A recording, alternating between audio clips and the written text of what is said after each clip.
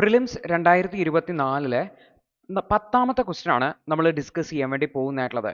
അപ്പോൾ ഒരു question match the following തന്നെയാണ്, ജിയോഗ്രഫിയിൽ നിന്നുള്ള ക്വസ്റ്റ്യൻ ആണ്. Consider the following information, region, name of the mountain range, type of the mountain എന്നുള്ളതാണ്. അപ്പോൾ ഫിസിക്കൽ ജിയോഗ്രഫി എന്നുള്ള ഒരു ചോദ്യമാണ്. വളരെ ഫണ്ടമെന്റൽ ആയിട്ടുള്ള, പ്രത്യേകിച്ച് മൗണ്ടെയിൻസിനെ സംബന്ധിച്ചും അതിൻ്റെ ഏത് വൻകരയിലാണ് ലൊക്കേറ്റ് ചെയ്തിട്ടുള്ളത്, ഏതാണ് കോണ്ടിനെന്റ്, പിന്നെ അത് ഏത് ടൈപ്പ് ഓഫ് മൗണ്ടെയിൻ ആണ് എന്നുള്ളതുമാണ് ചോദ്യം. അപ്പോൾ ഇത് ജിയോഗ്രഫിയിൽ, ഫിസിക്കൽ ജിയോഗ്രഫി പഠിക്കുമ്പോൾ വളരെ ബേസിക്കലായിട്ട് നമ്മൾ വ്യത്യസ്ത ലാൻഡ് ഫോംസിനെ കുറിച്ച് പഠിക്കുന്ന സമയത്ത് പഠിക്കുന്ന ഒരു ഇൻഫർമേഷൻ ആണ്. ഈവൻ വളരെ ബേസിക് NCERT ടെക്സ്റ്റ് ബുക്കുകളിൽ വരെ നൽകിയിട്ടുണ്ട് എന്നുകൂടി ഓർത്തു വെക്കേണ്ടതാണ്. അപ്പോൾ ഇതിൽ ആദ്യത്തേത് മൗണ്ടെയിൻ്റെ പേര് നോക്കാം. വോസ്ജസ് മൗണ്ടെയിൻ. ഇതൊരു ഫോൾഡ് മൗണ്ടെയിൻ ആണെന്നാണ് ഇവിടെ പറയുന്നതായിട്ടുള്ളത്. ഇത് സെൻട്രൽ ഏഷ്യയിലാണ് ലൊക്കേറ്റ് ചെയ്തിട്ടുള്ളതെന്നാണ്. അപ്പോൾ ആക്ച്വലി ഈ ഒരു വോസ്ജസ് എന്ന് പറയുന്ന മൗണ്ടെയിൻ ഇത് ഒരു ബ്ലോക്ക് മൗണ്ടെയിൻ ആണ്. ഓക്കെ, ഒരു ബ്ലോക്ക് മൗണ്ടെയിൻ ആണ്. ഇത് ലൊക്കേറ്റ് ചെയ്തിരിക്കുന്നത് യൂറോപ്പിലാണെന്ന് ഓർത്ത് വെക്കുക. അപ്പോൾ ഇത്തരം ചോദ്യങ്ങൾ അറ്റൻഡ് ചെയ്യുന്നതിന് നിങ്ങൾക്ക് ബേസിക് ജിയോഗ്രഫിക്കൽ നോളജ് ഉണ്ടാവേണ്ടതായിട്ടുണ്ട്. അപ്പോൾ ഇതെല്ലാം ഫാക്ട് ബേസ്ഡ് ആയിട്ടുള്ള ചോദ്യമാണ്, ഫാക്ച്വൽ ആയിട്ടുള്ള ഇൻഫർമേഷൻ ആണ്. പക്ഷേ ഇത് റാൻഡം ഫാക്റ്റുകളല്ല എന്ന് ഓർത്ത് വെക്കേണ്ടതായിട്ടുണ്ട്. അതായത് എവിടെന്നോ UPSC ചോദ്യം തപ്പിയെടുത്ത് കൊണ്ടുവരുമല്ല ചെയ്യുന്നത്, ബേസിക് NCERT ടെക്സ്റ്റ് ബുക്കുകൾ എന്നുള്ള ചോദ്യമാണ് വരുന്നത്. അപ്പോൾ ഇത്തരത്തിലുള്ള ബേസിക് ഇൻഫർമേഷൻസ്, കോണ്ടിനെന്റ്സ്, അവിടുത്തെ പ്രധാനപ്പെട്ട ലാൻഡ് ഫോംസ് ഏതൊക്കെയാണ് എന്നുള്ള കാര്യം കൃത്യമായിട്ട് മാപ്പ് സ്റ്റഡി നടത്തിയിട്ട് തന്നെ പോകേണ്ടതായിട്ടുണ്ട്.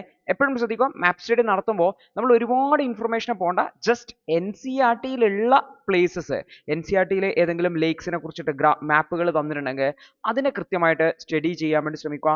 അതിൽ പറയുന്ന ഭൂരൂപങ്ങളെ കുറിച്ച് നമുക്ക് കൃത്യമായിട്ടുള്ള ഐഡിയ ഉണ്ടാവുക എന്നുള്ളതാണ്. ഇപ്പോൾ വോസ്ജസ് മൗണ്ടെയിൻ ഒരു ബ്ലോക്ക് മൗണ്ടെയിൻ ആണ്. അത് സെൻട്രൽ ഏഷ്യയിലല്ല, യൂറോപ്പിലാണ്. സോ ഫസ്റ്റ് സ്റ്റേറ്റ്മെന്റ് അല്ലെങ്കിൽ ഫസ്റ്റ് പേര് തെറ്റാണ്.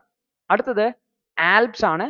ആൽപ്സ് യൂറോപ്പിൽ തന്നെയാണ് ലൊക്കേറ്റ് ചെയ്തിട്ടുള്ളത്. ആൽപ്സ് യൂറോപ്പിൽ തന്നെയാണ്, പക്ഷേ അതൊരു ഫോൾഡ് മൗണ്ടെയിൻ ആണ്, ബ്ലോക്ക് മൗണ്ടെയിൻ അല്ല എന്ന് ഓർത്ത് വെക്കേണ്ടതായിട്ടുണ്ട്. അപ്പോൾ ഇവിടെ എന്താ ചെയ്തിരിക്കുന്നത്, ഇത് രണ്ടും ഇന്റർചേഞ്ച് ചെയ്യുകയാണ് ചെയ്തത്. എപ്പോഴും ശ്രദ്ധിക്കുക, UPSC ഒരു ക്വസ്റ്റ്യൻ ഫ്രെയിം ചെയ്യുന്ന സമയത്ത്, ഒരു ക്വസ്റ്റ്യൻ ഉണ്ടാക്കുന്ന ആൾക്കാർക്ക് ഓപ്ഷൻ ഇന്റർചേഞ്ച് ചെയ്യുന്ന വഴി തെറ്റായിട്ടുള്ള ഓപ്ഷൻസ് ഉണ്ടാക്കാൻ വളരെ എളുപ്പമാണ്. അപ്പോൾ ഇത്തരത്തിലുള്ള ഓപ്ഷൻ ഇന്റർചേഞ്ച് ചെയ്യുന്ന സാഹചര്യങ്ങൾ നിങ്ങൾ ശ്രദ്ധിക്കേണ്ടതായിട്ടുണ്ട്. അപ്പോൾ ഇവിടെ ആൽപ്സ് യൂറോപ്പിൽ തന്നെയാണ് ലൊക്കേറ്റ് ചെയ്തിട്ടുള്ളത്, പക്ഷേ അതൊരു ഫോൾഡ് മൗണ്ടെയിൻ ആണ്, ബ്ലോക്ക് മൗണ്ടെയിൻ അല്ല.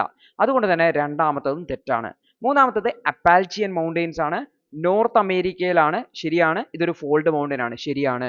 അടുത്തത് ആൻഡീസ് മൗണ്ടെയിൻ ആണ്, സൗത്ത് അമേരിക്കയിലാണ്. ഇതൊരു ഫോൾഡ് മൗണ്ടെയിൻ ആണ്, ശരിയാണ്. അപ്പോൾ ഈ രണ്ട് കാര്യങ്ങൾ ശരിയാണ്.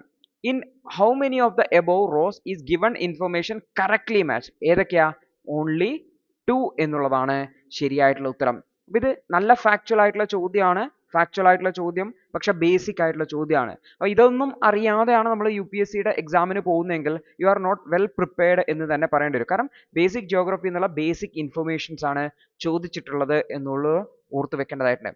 അപ്പോൾ ഇത് ബ്ലോക്ക് മൗണ്ടെയിൻസിനെ കുറിച്ച്, ടൈപ്സ് ഓഫ് മൗണ്ടെയിൻസിനെ കുറിച്ച് പഠിക്കാനുണ്ട്. ജിയോമോർഫിക് പ്രോസസ്സുകൾ അല്ലെങ്കിൽ ലാൻഡ് ഫോംസിനെ കുറിച്ച് പഠിക്കുന്ന സമയത്ത് മൗണ്ടെയിൻസ്, പ്ലാറ്റ്യൂസ്, അതുപോലെ തന്നെ പ്ലെയിൻസിനെ കുറിച്ചൊക്കെ. അപ്പോൾ ബ്ലോക്ക് മൗണ്ടെയിൻസിനെ കുറിച്ച് പഠിക്കുമ്പോൾ ബേസിക് NCERTയിൽ നിന്ന് തന്നെ കാണാൻ വേണ്ടി പറ്റും. ബ്ലോക്ക് മൗണ്ടെയിൻസിന് ഉദാഹരണമാണ് റൈൻ വാലി, അതുപോലെ തന്നെ വോസ്ജസ് മൗണ്ടെയിൻ ഇൻ യൂറോപ്പ് എന്നുള്ളത്. NCERTയിൽ നിന്നുള്ള ഇൻഫർമേഷൻ ആണ്. വോസ്ജസ് മൗണ്ടെയിൻ യൂറോപ്പിലുള്ളത് ബ്ലോക്ക് മൗണ്ടെയിൻ ആണെന്നുള്ളത് പ്യുവർ NCERT ആണ്. ജസ്റ്റ് ബേസിക് ഈ ഒരു ഭാഗത്തു നിന്നാണ് ഒരു ചോദ്യം എന്നുള്ളത്. ഇതേ മൗണ്ടെയിൻ ഫോംസിന്റെ ഇടയിൽ തന്നെ അടുത്ത മൗണ്ടെയിൻ ഫോമിനെ കുറിച്ച് പഠിക്കും. അതാണ് ഫോൾഡ് മൗണ്ടെയിൻസ് എന്ന് പറയുന്നത്. ഈ ഒരു ഫോൾഡ് മൗണ്ടെയിൻസിനെ തന്നെ രണ്ടായിട്ട് തിരിച്ചിട്ടുണ്ട്. യങ് ഫോൾഡ് മൗണ്ടെയിൻസ് ഉണ്ട്, രണ്ടാമത്തെ ഓൾഡ് ഫോൾഡ് മൗണ്ടെയിൻസ് ഉണ്ട്. യങ്ങിന് ഉദാഹരണമാണ് ഹിമാലയവും ആൽപ്സും. ആൽപ്സ് യൂറോപ്പിലാണ്. അടുത്തത് ഓൾഡ് ഫോൾഡ് മൗണ്ടെയിൻ ഉദാഹരണമാണ് ആരവല്ലി, അപ്പാൽച്ചിയൻ, യുറാൽ മൗണ്ടെയിൻ. അപ്പാൽച്ചിയൻ നോർത്ത് അമേരിക്കയിലാണ് ലൊക്കേറ്റ് ചെയ്തിട്ടുള്ളത്. ആൽപ്സ് യൂറോപ്പിലാണ് ലൊക്കേറ്റ് ചെയ്തിട്ടുള്ളത്. ആരവല്ലി ഇന്ത്യയിലാണ്. ഉറാൽ മൗണ്ടെയിൻസ് റഷ്യയിലാണ് ലൊക്കേറ്റ് ചെയ്തിട്ടുള്ളത്. ഇത് കൂടാതെ ഇതിന്റെ ഒരു ഡീറ്റെയിൽ ആയിട്ടുള്ള മാപ്പും നമുക്ക് കാണാൻ വേണ്ടി പറ്റും. ലൊക്കേഷൻ ഓഫ് ഫോൾഡ് മൗണ്ടെയിൻസിന്റെ മാപ്പ് കാണാൻ വേണ്ടി പറ്റും. അപ്പോൾ ഇതിൽ നമുക്ക് ആൽപ്സിനെ കാണാൻ വേണ്ടി പറ്റും. അതുപോലെ തന്നെ മറ്റ് പർവ്വതനിരകളെയും നമുക്കിവിടെ വളരെ വ്യക്തമായിട്ട് കാണാൻ വേണ്ടി പറ്റുമെന്നുള്ളതാണ്. സൗത്ത് അമേരിക്കയിൽ നമുക്ക് കാണാൻ വേണ്ടി പറ്റും. അതുപോലെ തന്നെ അപ്പാൽച്ചിയനെ കാണാൻ വേണ്ടി പറ്റും. അപ്പോൾ നമ്മൾ ഓർത്ത് വെക്കേണ്ട കാര്യം എന്ന് പറഞ്ഞു കഴിഞ്ഞാൽ ഈ ഒരു മൗണ്ടെയിൻസ്, പ്ലാറ്റ്യൂസ് വളരെ ഇമ്പോർട്ടൻ്റ് ആയിട്ടുള്ള ഒരു ഏരിയ ആണ്. കഴിഞ്ഞ ദിവസം പ്ലാറ്റ്യൂസിനെ സംബന്ധിച്ച്, പ്രത്യേകിച്ചും ഇന്ത്യൻ ജിയോഗ്രഫിയിൽ നിന്ന് റിവറുമായി ബന്ധപ്പെട്ട്, വാട്ടർഫോളുമായി ബന്ധപ്പെട്ട ഒരു ചോദ്യം കണ്ടു. അപ്പോൾ ബേസിക് ജിയോഗ്രഫി വളരെ വളരെ വളരെ വളരെ ഇമ്പോർട്ടൻ്റ് ആണെന്ന് ഓർത്ത് വെക്കേണ്ടതായിട്ടുണ്ട്. അപ്പോൾ ഈ ഒരു കാര്യങ്ങൾ ഓർത്ത് വയ്ക്കുക എന്നുള്ളത് വളരെ ക്രിട്ടിക്കൽ ആണ്. അപ്പോൾ ഇത് ഇമ്പോർട്ടൻ്റ് ആണ്, ഓർത്ത് വെക്കാൻ ശ്രമിക്കണം. അപ്പം ഞാൻ ഈ കാണിച്ച സ്ലൈഡുകളെല്ലാം തന്നെ ലേണേഴ്സിൻ്റെ ജിയോഗ്രഫിയുടെ ക്ലാസ്സുകളിൽ നിന്നാണ്. അപ്പോൾ ലേണേഴ്സിൻ്റെ ജിയോഗ്രഫി ക്ലാസ് NCERT ബേസ്ഡ് ആണ്. ക്ലാസ് 6 മുതൽ 12 വരെയുള്ള NCERTസിനെ കവർ ചെയ്തുകൊണ്ട് വളരെ ഡീറ്റെയിൽ ആയിട്ട് കൺസെപ്റ്റ് ഓറിയൻറ്റഡ് ആയിട്ടുള്ളതാണ്. അതിൽ നമ്മൾ ഡീറ്റെയിൽ ആയിട്ടുള്ള മാപ്പ് സ്റ്റഡി NCERTസിനെ thorough ആയിട്ട് കവർ ചെയ്തിട്ടുണ്ട് എന്നുകൂടി ഓർത്ത് വെക്കുക. അപ്പോൾ ലേണേഴ്സിൻ്റെ ക്ലാസ്സുകളെ കുറിച്ചും അല്ലെങ്കിൽ ലേണേഴ്സിൻ്റെ കോഴ്സുകളിൽ എൻറോൾ ചെയ്യുന്നതിനെ കുറിച്ചൊക്കെ അറിയണം എന്നുണ്ടെങ്കിൽ ഈ നമ്പറുകളിൽ കോൺടാക്റ്റ് ചെയ്യാവുന്നതാണ്. കൺസെപ്റ്റ് ഓറിയൻറ്റഡ് ആയിട്ട് വളരെ സീരിയസ് ആയിട്ട് മനസ്സിലാക്കി പഠിക്കണം എന്ന് ആഗ്രഹിക്കുന്നുണ്ടെങ്കിൽ ലേണേഴ്സ് നിങ്ങൾക്കൊരു ബെറ്റർ ആയിട്ടുള്ള ഓപ്ഷൻ ആയിരിക്കും എന്നുകൂടി ഓർത്ത് വെക്കുക. അപ്പോൾ നമുക്ക് അടുത്തൊരു ദിവസം അടുത്തൊരു ചോദ്യമായിട്ട് കാണാം. അതുവരെ good bye, all the best.